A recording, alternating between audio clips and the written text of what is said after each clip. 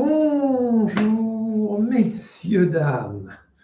Vous savez ce qui m'aide particulièrement, c'est pas ceux qui se plaignent, ils ont des raisons de se plaindre.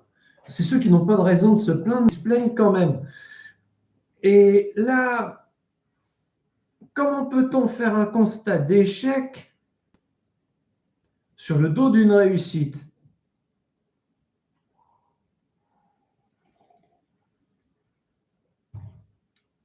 Ça m'a laissé dubitatif. Alors j'en parle sur les réseaux sociaux. J'ai parlé avec un ami à moi et il m'a dit voilà, je vais échouer, patati et patata. Puis j'étais là. Là, il va falloir qu'on y aille plus avant parce qu'il faut qu'on parle. Marié, 2 enfants, travaillant dans une entreprise d'import-export, avec une charmante petite maison et tatati et tatata. Le futur cadre parfait. Qui m'explique pourquoi et comment il pensait échouer. Puis moi, j'étais là, bah, anticipe-le. Tu sais que certaines choses vont se produire, anticipe-les. Et de là, c'était pas la même chance. Tout était de la faute des autres. Puis j'étais là, d'accord, mais moi je marche pas.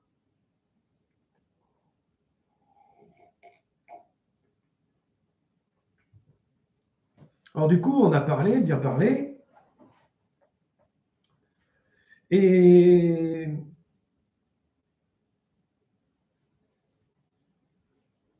Dieu merci, sa femme a eu le même raisonnement que moi.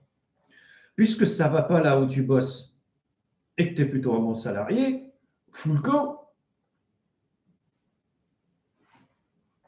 Eux, ils se démerderont, ils trouveront quelqu'un d'autre. Bon. Et puis, il y a eu cette histoire de voiture.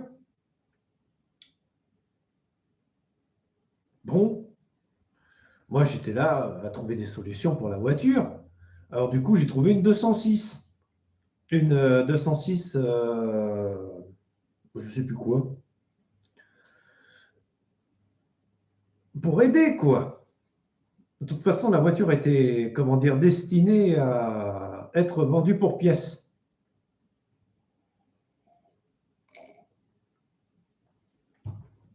Oui, j'ai fait appel à un copain qui connaît un copain qui avait une vieille 206, qui comptait comment dire, la refourguer en Afrique.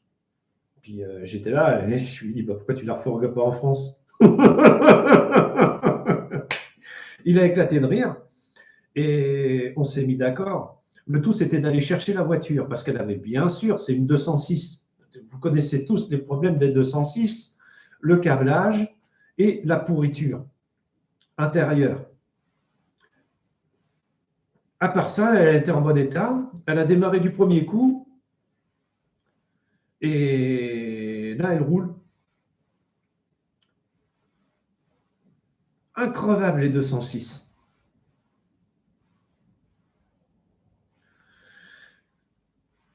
Il a ça, il est tout content, il n'arrête pas d'aller et venir. Là, il est en train de penser à changer de poste. Puis moi, j'étais là, mais je me suis dit, merde, c'est pas possible. C'est pas possible. Pourquoi est-ce que vous abandonnez aussi vite, vous les jeunes? Pourquoi est-ce que vous réfléchissez pas aux futures erreurs que vous pouvez commettre en ne régularisant pas les situations? On vous a appris quoi dans vos écoles et vos collèges? Moi, on m'a appris à tout essayer d'anticiper, même l'imprévisible.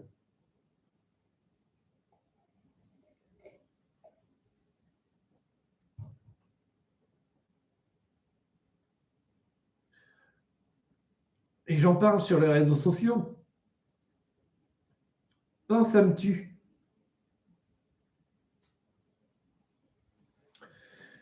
Rien n'est acquis, même pas la démocratie. Ne jamais penser que c'est acquis.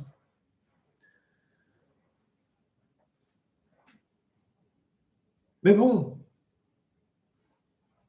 il y en a qui apprennent trop tard. Hein.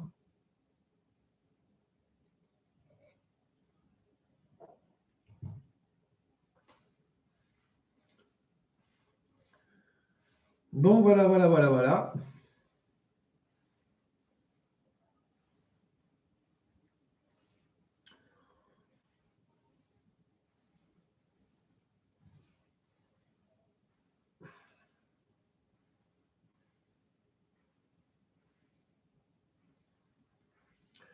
Enfin bref, encore un petit couple qui va bien et qui va voter Macron. Enfin, j'espère.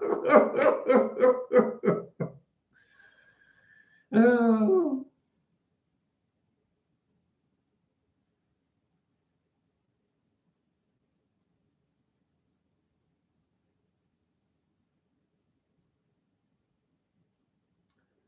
Ça me laisse dubitatif. Et j'en parle sur les réseaux sociaux. Jeune homme, lève-toi, bats-toi. Jeune femme, lève-toi, bats-toi, bordel de merde. Mais reste pas sur le cul comme une conne à te laisser aller en disant tout est de la faute des autres parce que je n'ai pas réussi. C'est complètement con. C'est complètement con.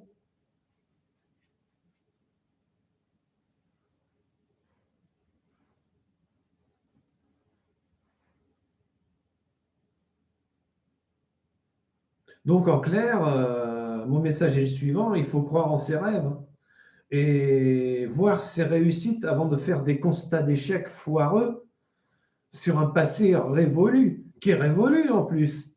Si j'avais dû rester sur mon passé révolu, là, j'en aurais voulu à la terre entière, je serais devenu braqueur ou dealer de drogue et complètement incontrôlable.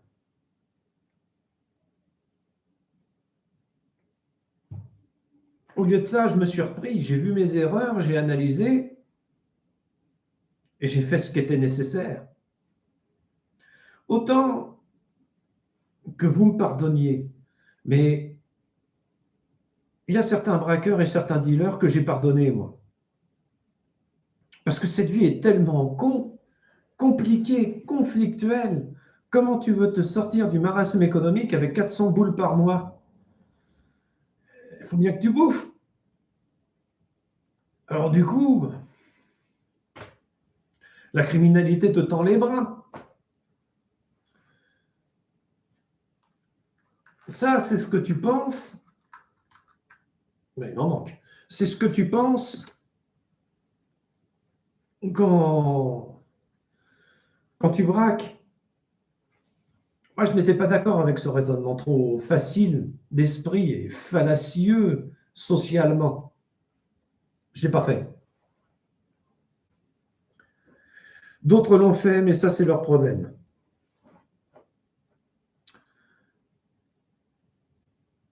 Je voulais pas terminer, je voulais pas faire 8 ans de tôle, ressortir de tôle avec pas un radis, alors même que j'avais tout en y entrant.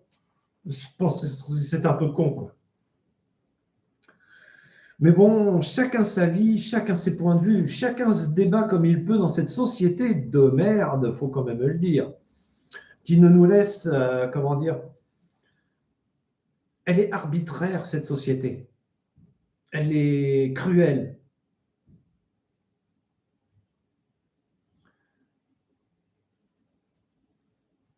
Moi, j'aime pas trop ce que je vois. D'aucuns diraient, oui, mais non, je marche pas. Euh, Prenons par exemple,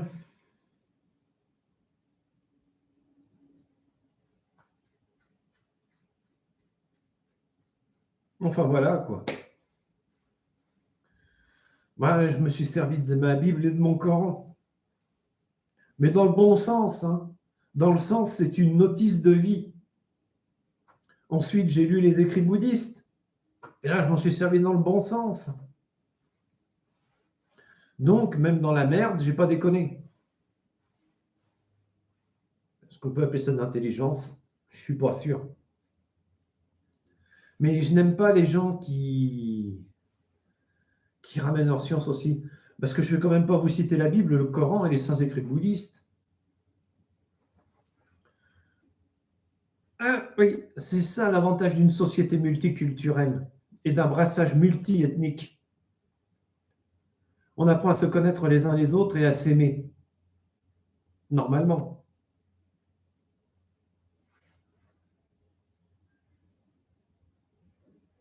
Je suis plus tolérant vis-à-vis du voile que les autres. Parce que j'ai lu le Coran et je sais de quoi il en retourne. Mais j'ai aussi vu les femmes qui portaient le voile. Il y a des femmes qui portent le voile qui sont féministes.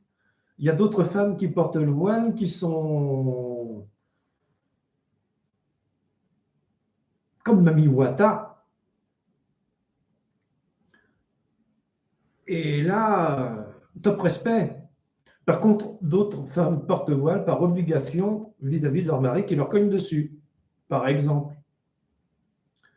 Et ça, c'est un défaut de communication. Vous savez, des violences dans les couples, que tu sois voilé ou pas, il y en aura. Hein. Donc, voilà quoi. Dans mon quartier, il y avait une femme qui était tout le temps en burkini. Tout le monde se demandait pourquoi. Jusqu'à ce qu'elle aille dans une mosquée et qu'elle parle avec, comment dire, je ne sais plus qui c'était. Elle en est sortie et le lendemain, elle portait plainte. Violence dans le couple, messieurs, dames. Donc, et si on va par là, enfin, c'est compliqué, quoi. Burqa, pardon, la burqa, la burkini, je confonds tout un petit peu en ce moment. Enfin bref, ça m'a laissé sur le cul, quoi. Ça nous a tous laissé sur le cul dans le quartier. Mais on n'était pas surpris. Parce qu'une femme qui enfile une burqa dans mon quartier, c'est visible comme le nez au milieu de la figure que quelque chose ne va pas, quoi. Sauf pour nous. On voit passer les gens, mais on ignore ce qui se trouve sous la burqa. Etc., etc., etc. J'imagine que ça fait un peu pareil avec le voile, ça fait peur. C'est débile. Bon, c'est comme ça. Donc, je ne suis pas surpris des propos de Madame Le Pen, qui connaît mal son sujet et qui maîtrise mal la société. Donc,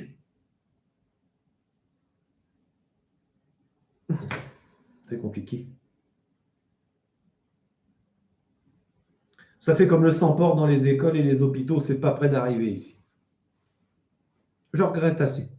C'est un défaut d'évolution. La laïcité aurait vraiment été au sein de l'État et de l'Europe une connerie, comme la surtaxation et autres. Mais bon, on n'y peut rien, c'est comme ça. Ce sont nos gouvernants qui prennent les décisions, pas nous. Heureusement d'ailleurs. Parce qu'avec moi, vous voyez, le RSA, il serait à 900 euros, la hache, elle serait à 2000, et chaque salarié toucherait 2000 euros de moyenne.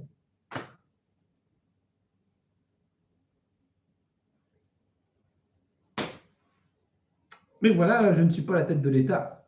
Je suis une vieille tête de mule arrogante. Mais là où je voulais en venir, au début de mon tuto,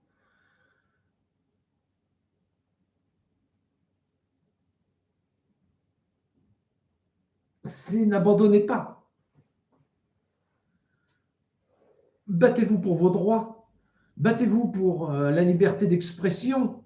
Battez-vous pour les libertés sur les réseaux sociaux. Battez-vous, mais battez-vous, bordel de merde. Restez pas sur le cul comme des cons dans vos fauteuils, merde. C'est... Je comprends plus bien ma bonne vieille société. On vous demande de vous bouger le cul et vous restez statique sur place à attendre que les choses vous tombent dans le bec. Mais ça ne viendra pas tout seul. Donc voilà quoi.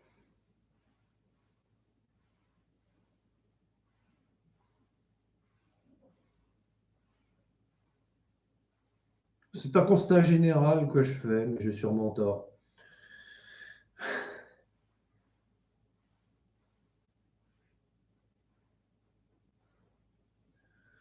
Donc mon message est le suivant. Déjà d'une, on est en période électorale. Les musulmans ne sont pas l'ennemi, même s'ils portent le voile. Comme je vous l'ai expliqué, il y a des femmes qui portent le voile qui sont féministes. Il y a des femmes qui portent le voile, qui ont des enfants et qui vivent normalement, comme vous et moi. Ensuite, la religion, c'est pas l'ennemi. Contrairement à ce qu'on essaie de vous inculquer à l'éducation nationale en ce moment, c'est la nouvelle mode. La Bible et le Coran, les saints écrits bouddhistes, ne sont qu'une notice de vie qui nous vient d'un passé révolu, certes, mais encore d'actualité aujourd'hui. Donc, lisez-la, faites votre point de vue et tirez-en le meilleur parti. Mais ne venez pas me dire, parce que j'ai eu des problèmes rocambolesques sur les réseaux sociaux, rocambolesques, quand j'ai cité la Bible, le Coran et les saints écrits bouddhistes, où tout le monde m'est tombé dessus en me disant « Mais où c'était écrit dans le Coran? Où c'était écrit dans la Bible ?» J'étais là, déjà d'une, c'est à défaut d'interprétation. Et ensuite, page 212, page 210, de telle parution. Et là, je me suis fait envoyer chier, de chez envoyer chier, du style « Je sais mieux que toi, même si je ne l'ai jamais lu, je ne l'ai jamais vu. » Dans ma vie, j'ai côtoyé tout. Un prêtre jésuite qui était une véritable tête de con finie, mais qui était quelqu'un de génial. Un rabbin, et il y a eu la mosquée du coin. Bon, j'en parle. Et ces gens-là nous disaient tous la même chose. Avant de s'ouvrir, il faut comprendre. Avant de comprendre, il faut analyser, donc il faut avoir lu. C'est l'illettrisme, l'ennemi. C'est tout con. Voilà. Je ne dis pas que vous devez être catholique, bouddhiste, croyant ou incroyant, ou ce que vous voulez. Je dis juste que c'est à vous de vous faire votre opinion. C'est à vous de vous faire vos points de vue, mais c'est aussi à vous de les défendre. Et la démocratie n'est pas acquise. Donc, battez-vous, battez-vous, battez-vous, battez-vous. Bon, excusez-moi, je dois y aller, j'ai rendez-vous. Rendez-vous ce matin et livraison cet après-midi. Ça promet. Allez, je vais vous laisser sur ce petit live de merde. Mais j'en connais un qui va se retrouver du boulot très vite. D'ailleurs,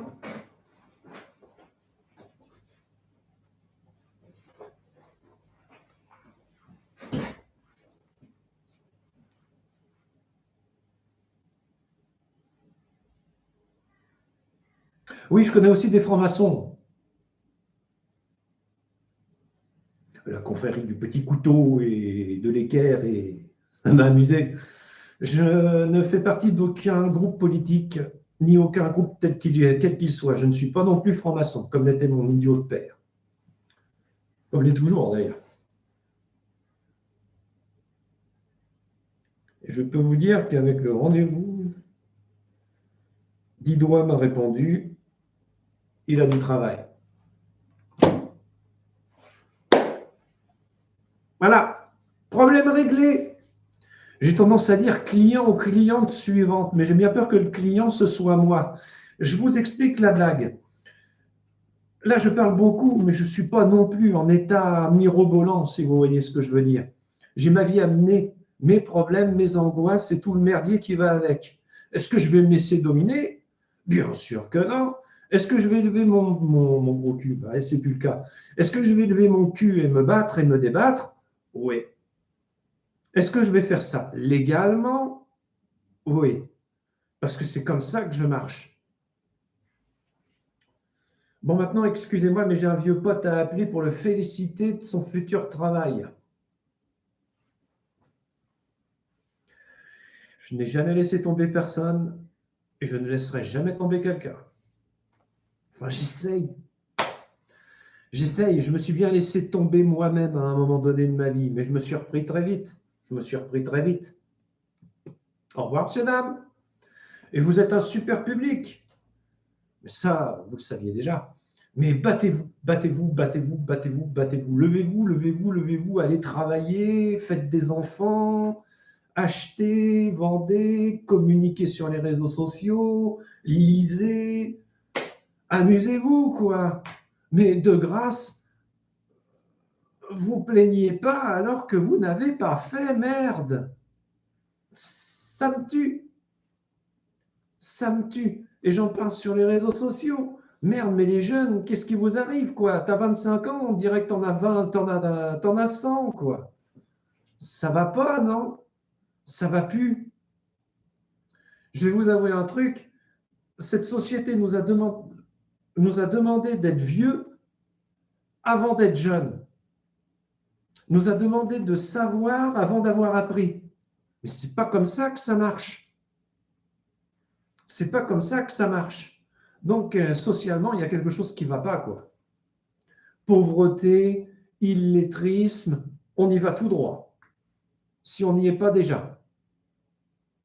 Angoisse permanente. On n'est pas là pour rendre riches les laboratoires en se tapant des Xanax tous les jours. On n'est pas là pour rendre riche la psychiatrie française et les psychologues français en devenant complètement dépressifs. Donc, bougez-vous le fion. C'est tout ce que j'avais à vous dire. Voilà. Au revoir, monsieur, dame. Et bonne journée.